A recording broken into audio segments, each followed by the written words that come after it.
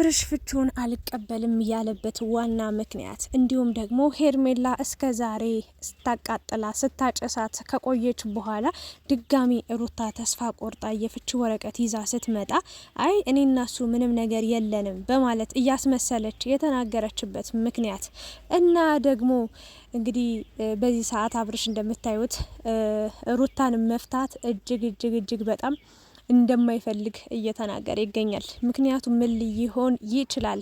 የአብርሽና የሩታ ጉዳይ እጅግ በጣም ብዙዎቹን እያነጋገረ ብዙዎቹ ሀሳብ አስተያየት እየሰጡበት ይገኛሉ።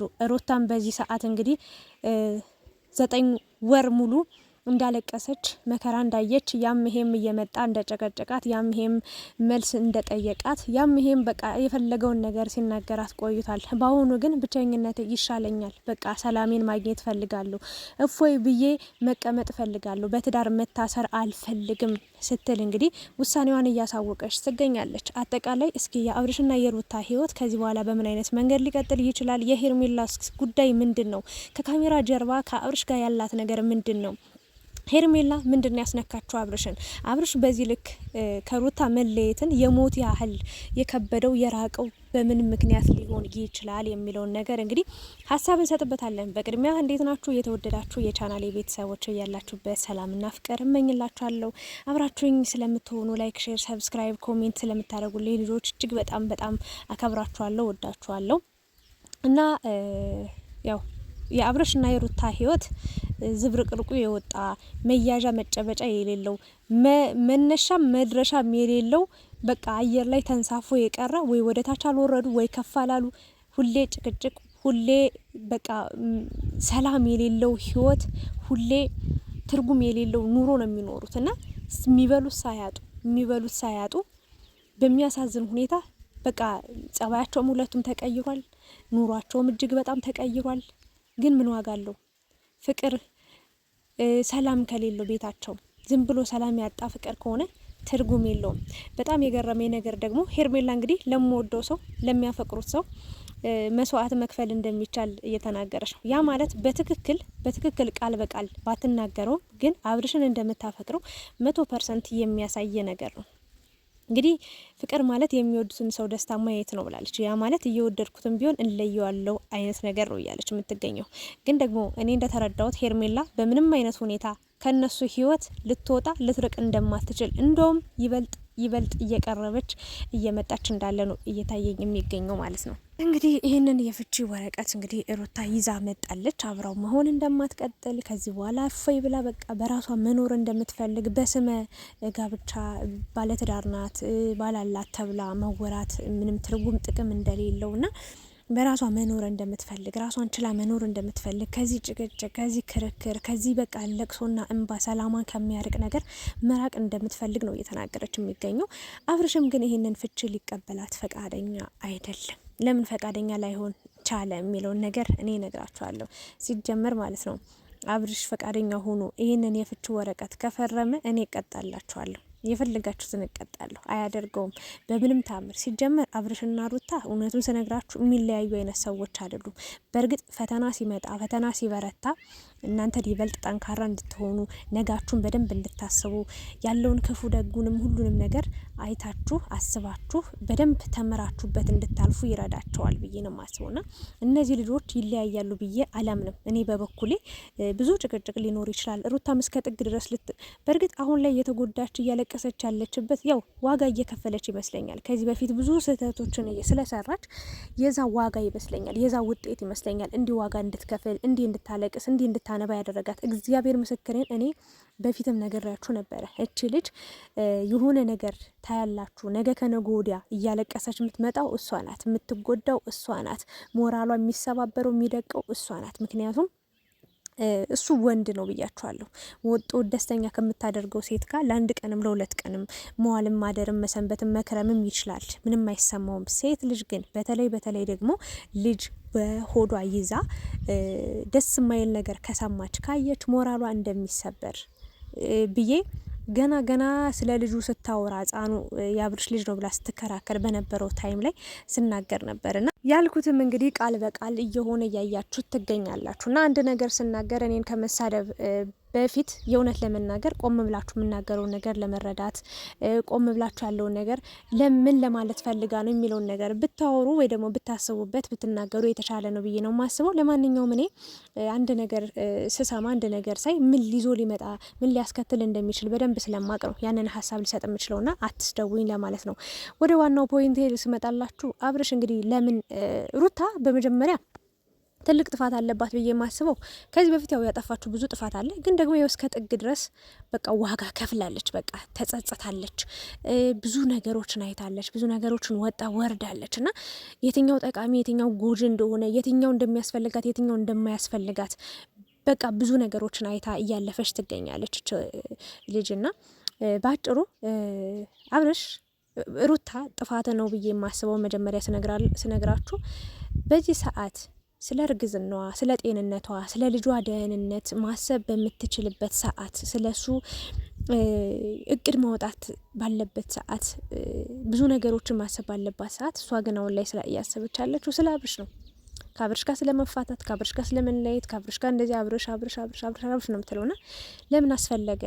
ብትተወው ፊት ብትነሳው ምንም ነገር እንዳልተፈጠረ አድርጋ በቃ ህይወቷን ብትኖር ምንም ተውት፣ ፍቺው ምናምን ተውት። ፍቺ ብላ ያመጣችሁ ሲጀመር አብርሽን በዚህ መንገድ እንደማይፈልግ ስለምታቅ፣ እንደሚጎዳ እንደሚሰበር ስለምታቅ እሷ ያሳለፈችውን መከራ እሱም እንዲቀጣ በደንብ በቃ ዋጋዋ እንዲገባት ነው እያደረገ የሚገኘው። አላደለ እኔ እንዲያደረኩትን እኔ እንዲ እንደተቃጠልኩት እሱም እንዲቃጠል አይነት ነገር ነው። እንደማይፈልገው ታውቃለች። ይሄ ትልቅና ደካማ ጎኑ ነው። በቃ የማይፈልገው በህይወቱ ማድረግ የማይፈልገው ሩታን ማጣት አይፈልግም። ቢሞት ማለት ነው። ሩታን አጣ ማለት የእውነት የእስተንፋሱ ያህል ነች ሩታ ማለት። ለአብርሽ ምን ማለት እንደሆነች ሁሉም ሰው የሚያውቀው ታሪክ ነው። ሁሉም ሰው በቃ አብርሽና ሩታ ብቻ የሚያውቁት አይደለም። እኛ ሁሉም ሰው ዓለም የሚያውቀው ነገር ነው።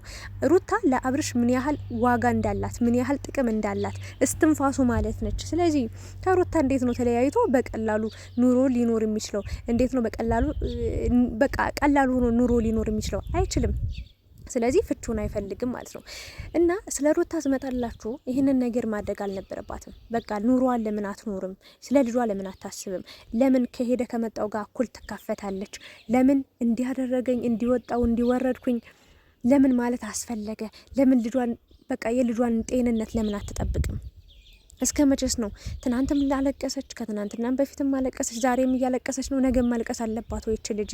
በቃ ቤቷ ትቀመጥ፣ የራሷን ኑሮ ትኑር። ስለ እርግዝናዋ ስላለው ውጤት እየተከታተለች ለተመልካች ታቀርብ። በጣም ብዙ የሚወዷት የሚያከብሯት በቃ የእሷን ደህና መሆን የምንፈልግ ብዙ ሰዎች አለን። ለምን መልካም ነገር በራሷ ሰርታ አትመጣም? ለምን ደስ የሚል ነገርን አታሳየንም? ለምን እሷ ደስ የሚል ነገርን አትኖርም? በቃ እንዴ በዚህ ሰዓት የፍች ወረቀት ማምጣቱ አስፈላጊ ነው ወይ የሚለው ነገር ለሩታ ትልቅ ጥያቄ ምልክት እንዲሆንልኝ እፈልጋለሁ። ለምን እች ልጅ ለራሷ እረፍት መስጠት አለባት? በየጊዜው መቃጠል አለባት ወይ? እሱ በሚናገራቸው ንግግሮች እየተበሳጨች እንጂ አንድ ቀን ተስተካክሎ ተግባብተው፣ ሲጀመር አሁን ላይ መግባባት አቅቷቸዋል ጭራሽ። በቃ እሱ የሚለውን አሰማም፣ እሷ የምታወራውን አይሰማትም ጭራሽ። በቃ ከጤፍ አይቆጥራትም። ራሱ ከጤፍ ዱቄት ነው የሚባለው፣ ከትንሽዬ ነጥብ በቃ አይቆጥራትም። ከጥፍሮ ቆሻሻ ራሱ አይቆጥራትም በዚህ ሰዓት። እሷም እንደዛው እና ይሄ የሆነበት ያለው ምክንያት በነገራችን ላይ አይጠላሉ። ሩታ ትልቅ ቦታ አላት። የራሱ ጉዳይ ገደል ግባ ብላ ማለት ነው ተታውር ባትወደው ኑሮ ወደ እሷ እንዲመለስ ሀሳቡን እንዲቀይር ባትፈልግ ኑሮ ማለት ነው የራሱ ጉዳይ። በቃ የፈለገበት ቦታ ሄድ፣ የፈለኩበት ቦታ ሄዳለሁ ብላ ጸጥ ለጥ ብላ የራሷን ኑሮ መኖር ብትጀምር ተጸጽቶ ሄዶ በሄደበት እግሩ ተመልሶ መምጣት ይችል ነበር። ግን እሷ አይታ ማለፍ አልቻለችም። ትዕግስት ምንም የሚባል ነገር ጠፍቶባታል። በእርግጥ ብላ አቅቷት ነው፣ ሰልችቷት፣ ደክሟት ነው። የእውነት ለመናገር ግን ብትቀመጥ ራሱ ከእግሯ ስር ወድቆ ለምኖ ይመጣ ነበረ። የምሬ ነው ምላችሁና በዚህ ሰዓት ሩታ ለራሷ ማሰብ አለባት። ስለ ፍቺ የምታስብበት የምታወራበት ሰዓት አይደለችም ብዬ ሀሳቤን ልሰጥ እወዳለሁ። ለምን ትቃጠላለች? ጨጓሯ ብቻ ሳይሆን ጭንቅላቷ ራሱ ተቃጠለ እኮ፣ ነደደ። ከጭንቅላቷ እሳት የሚነድ ይታያል ራሱ። ለምን እንደዚህ ይሆናል እንዴ? ለልጇስ ጤንነት አታስብም ወይ እንዴ? ስንት ያለቀሰች፣ ምን ትርጉም አመጣች? ምን መፍትሄ አመጣች? ምንስ ተስተካከለላት? ምንም የተስተካከለ ነገር የለም። እና ወደ አብርሽ ወደ ፍቹ አልቀበልም ወዳለው ሲሄድላችሁ አይቀበላትም። ከተቀበላትን ይቀጣሉ። ውሸት አይፈርም። በቃ እንደዚህ ብሏል። የእሷ ነገር ቆርጦልኛል፣ ወጦልኛል። ትዳርም አብረን መጀመር አልነበረብንም። በሰው ግፊት ነው የገባሁት። እንዲመሮጥ አልነበረብኝም። ልጅነቴን መጨረስ ነበረብኝ። ብዙ ነገር ማስተካከል ነበረብኝ። ለሌላ ተመልካችም እንደዚህ ነገር እንዳታደርጉ፣ ይሄ ስህተት ነው፣ ዝም ብላችሁ መግባት የለባችሁም ብሎ ሲያወራ የነበረ ሰው ዛሬ ላይ ፍቺ ወረቀት ፈልጋለሁ ስትለው፣ ፈርምልኝ ስትለው ቀዶ ነው የጣለው። ያ ማለት አይፈልግም፣ በቃ ይወዳታል። አንደኛ፣ ሁለተኛ ነገር ደግሞ እሷን አጣ ማለት ብዙ የሚጎድሉበት ጎደሎ ነገሮች አሉ። በጣም ብዙ ሺህ ነገሮች አሉ እንጂ በጣም የገረመኝ ወይ አይሄድ ወይ አይመጣ፣ ወይ የፍቺ ወረቀቱን አይፈርም፣ ወይ ደግሞ ያለውን ነገር ይቅርታ ጠይቆ ያለውን ነገር ነው ቁጭ በይ ብሎ እናውራ ብሎ ያለውን ነገር መፍታት አይፈልግ ምናምን። ያ ማለት በቃ የሆነ ቦታ ይሄዳለሁኝ ከዛ ያ ነገር ከተሳካልኝ ተሳካልኝ፣ ወይ ደግሞ ሌላ ህይወት ሊጀምር ይችላል። ያ ህይወት ከተሳካ ተሳካልኝ፣ ካልተሳካ ደግሞ እሷ እዚህ ትቆየኛለች፣ ስመጣ ትቀበለኛለች አይነት ሀሳብ ላይ ነው ያለው። አየር ላይ በቃ እሷ እንዳትወጣም እንዳትወርድም ወደዛም እንዳትሄድ ወደዚህም በቃ አሰራት ማለት ነውና ከባድ ነው ይሄ ነገር ማለት ነው። ለሩታ ብቻም ሳይሆን ለአብርሽ ነው። ወላዋይ ነው። ሁለት እግር አለኝ ተብሎ ሁለት ዛፍ ላይ አይወጣም። ሁለቱም ላይ ለመውጣት ከሞከራችሁ አወዳደቃችሁም ነው የሚከፋ፣ ህይወታችሁም ነው የሚበለሻሸውና አብርሽ እያደረገ ያለው ነገር ይሄ ነው። ስለ ሄርሜላ ስመጣላችሁ እንግዲህ ሄርሜላ ሩታ ነግራታለች። ከአንድም ሁለቴ እንግዲህ ተነጋግረው በአካል ተገናኝተው ነበረና ሩታ ከሱ ጋር ያላትን ግንኙነት ሊባል ይችላል ብቻ አብሮነት አንድ ላይ መሆናቸው እንደሚያበሳጫት ትክክል እንዳልሆነ ባለትዳር ወንድ እንደሆነ ከሷ ጋር ስታየው እሱን እንደሚደብራት እየደበራት እንደሆነ ስትነግራት ትክክለኛ ሰው ብትሆን ወይ ደግሞ ለሷ የምታስብ ብትሆን አብርሽን ማታፈቅረው ብትሆን አብርሽን ለራሷ ህይወት ማትፈልገው ቢሆን አይ ይቅርታ የኔ ጉዳይ እዚህ ላይ ማብቃት ይችላል፣ እንደውም ተሳስቻለሁ፣ ከዚህ በኋላ እንደዚህ አላደርግም። በእርግጥ አንድ ቀንም ቃል ገብታ ነበር፣ ግን ከዛ በኋላ በተደጋጋሚ ከአብርሽ ጋር እያየናት ነበርና ቢያንስ ሴት ሆና ለሷ ደስታ አትጨነቅም ወይ ይሆናል አይደለ? በቃ እስኪ ልራቅ፣ በእኔ ምክንያት ከሆነ እንዲህ እያለቀሰች ያለችው አንድ ነፍሰ ጡር ሴት እስኪ ልራቅ ብላ ለራሷ ምንም አላሰበችም። አንዴ እንኳን ቆም ብላ አላሰበችም። በተደጋጋሚ እየመጣች ነው የሚገኘው። ጭራሽ አሁንም አንተን ነው የምፈልግ ብላ ስለ ፍቺ ወረቀቱ ልታወራው ስትጠራው እሷ መምጣት አለባት ግዴታ ብሎ መጣለች። እና ያኔ ሁሉን ነገር በቃ እኔ እንደዚህ አጥፍቼ ከሆነ በእኔ ምክንያት ከሆነ እንደዚህ እየሆንሻለሽው እኔ ርቅ ያለው በቃ ከዚህ በኋላ ሁለታችሁም እንደፈለጋችሁ ሆኑ፣ ችግሮቻችሁን መፍታት ከቻላችሁ ፍቱ፣ ካልፈታችሁም በቃ የእናንተ ጉዳይ ነው ይሄ ብላ ከነሱ ህይወት መውጣት ስትችል ዛሬ ሩታ የተለያየ ትልቅ ውሳኔ ወስና ስትመጣ ለማስመሰል ይመስለኛል። በቃ ከህይወታችሁ ወጥቻለሁኝ ከዚህ በኋላ ምንም እንዳታስቢ እንዳትጨነቂ፣ ይሄ ለማስመሰል ነው፣ ከልቡ አይደለም። እርግጠኛው የምነግራችሁ ነገር ሄርሜላ በደንብ 100% ታፈቅረዋለች አብርሽን። በደንብ ለሱ ስሜት አላት በጣም ከምነግራችሁ በላይ እና ላይክ አብርሽን መለየት እንደማትፈልግ በጣም እንደምታፈቅረው ግን ደግሞ በቃ ላንቺ ስለለየዋለሁ አይነት ነገር ነው ሀሳብ ስትሰጥ የነበረውና ማርክን በቃ ሄርሜላ ልናገር የምችለው ነገር ከቻልሽ በቃ አሁን አልመጣም አልመለስም አልገባም በህይወታችሁ ምናምን ብለሻል። ግን ደግሞ አብርሽ ሲሄድ ተከትለሽ ነው እየሮጥሽ ሄድሽው እና በዚህ ልክ ምንም ማስመሰል አይጠበቅብሽም። በቃ አንቺም የማይሆንሽን አብሮሽ የማይሆንን የማይዘልቅን ባለትዳር የሆነን ወንድ ከምትከተይ ጊዜሽን ከምታጠፊ የራስሽን ኑሮ ማትኖሪ በቃ ተያቸው ከህይወታቸው ውልቅ ብለሽ ውጭ። እና አብርሽ ደግሞ በጣም የገረመኝ ነገር ማርክን በጣም እየሰደበው ነበረ። እንደውም ማርክ እውነተኛ ትክክለኛ ሰው ትክክለኛ ወዳጅ ነው።